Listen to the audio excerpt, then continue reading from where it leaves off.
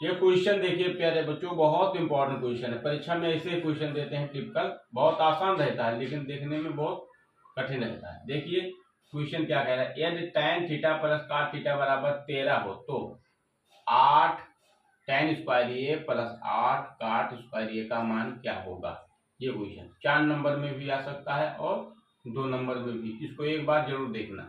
देखिए इसको कैसे लगाया, ये आपका दिया हुआ है, क्या दिया है, हल लिख लीजिए। इसको लगाना ऐसे है, हल क्या है, दिया है, आपको लिखना है दिया है।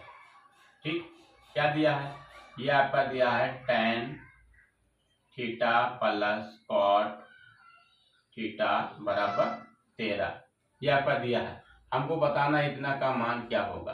अगर दिया है tan theta plus cot theta बराबर 13 हो तो 8 tan स्क्वायर ए प्लस 8 cot स्क्वायर ए का मान क्या होगा।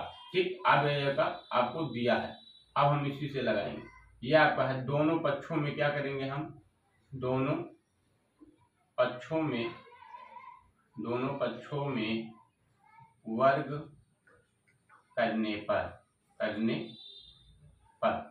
क्लियर, दोनों पक्षों में क्या करेंगे, वर्ग करेंगे। तो अब इसको पहले लिख लीजिए। तो अब लिखेंगे tan theta plus cot theta बराबर 13।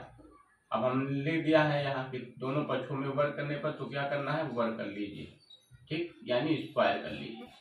अब क्या कर, आप ध्यान से देखिए, तो यहाँ आपका एक फार्मूला बनता है। आप देखिए ऐसे, आप यहाँ मैं बता रहा, यहाँ देखिए ध्यान से, तो ये प्लस बी का होल स्क्वायर ऐसे दिख रहा होगा। ये अगर हम tan ये को ये मान लें और cot ये को b मान लें तो सेम यही फार्मूला आपको बन गया।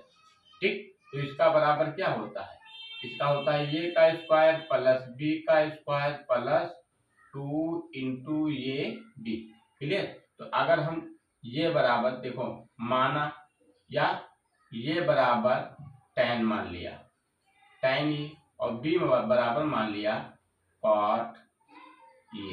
क्लियर, अब इसमें रख देंगे तो हमको क्या मिलेगा। अब देखिए हमको क्या मिलेगा इस फार्मूले में, तो ये बराबर हम रख दें ये, और b बराबर इतना होता है। ठीक, और ऐसे ही लिखा हुआ, तो क्या मिलेगा, यहाँ ये का स्क्वायर यानी tan का स्क्वायर।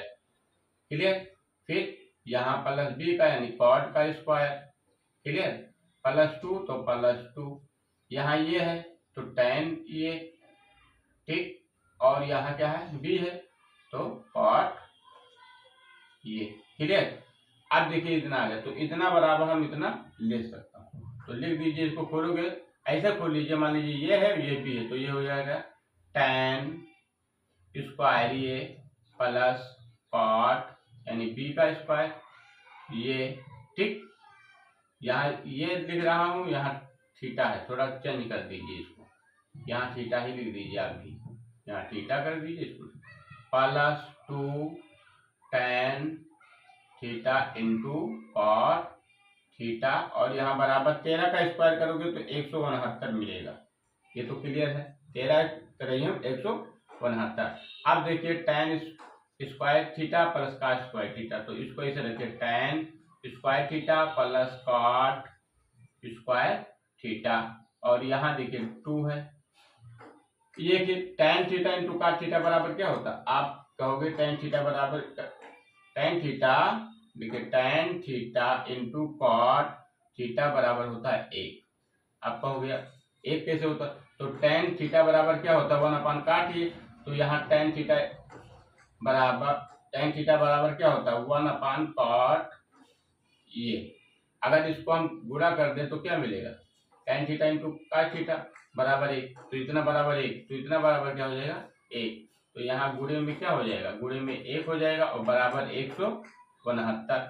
अब देखिए tan स्क्वायर ये प्लस cot स्क्वायर ये, और ये दो को 1 से गुणा करोगे क्या मिलेगा, 2 ही मिलेगा, बराबर क्या हो जाएगा 169। क्लियर, हर स्टेप को मैं बारीकी से समझा रहा हूँ, जीरो लेवल से समझा रहा हूँ, वरना तो 2 लाइन में आ जाता होता है। ठीक, आप देखिए tan स्क्वायर ये प्लस कॉट स्क्वायर ये। अगर हम 169 को ऐसे लिखे और 2 को उस पार लेंगे तो ये प्लस है तो उधर जाएगा, क्या हो जाएगा माइनस। तो 169 में से अगर 2 पेंस घटेगा तो 167। ठीक, तो इतना बराबर 167 हमको लाना क्या है, 8 tan स्क्वायर ये प्लस 8 cot स्क्वायर ये का मान बता। तो इतना बराबर कितना आया है 167, इतना बराबर का मान बताना, तो इसको लिख लीजिए, ये तो आ गया इसका मान। ठीक, निकाल लिया। अब हमको निकालना 8 tan स्क्वायर ये प्लस 8 cot स्क्वायर ये बराबर इसका मान बताना। ठीक है, यानी इसका मान हमको बताना है, यहाँ लगाइए इसका मान बताना। तो इतना बराबर तो इतना आ गया, क्लियर। तो अब यहाँ देखिए 8 ध्यान से देखिए तो कॉमन है, क्या है कॉमन, तो क्या बचेगा tan स्क्वायर ये प्लस कॉट स्क्वायर ये, क्लियर। अब ध्यान से देखिए तो 8 ऐसे लिखिए और इस इतना का मान क्या होता है, इतना का मान आपका 167 दिया है तो गुणे में कर दीजिए 167, और 167 में अगर आपसे गुणा करोगे तो आपको मिलेगा 1336, यही आपका उत्तर निकल कर आएगा। अगर क्वेश्चन आपको अच्छा लगा है तो सब्सक्राइब लाइक शेयर जरूर करना। ठीक, धन्यवाद।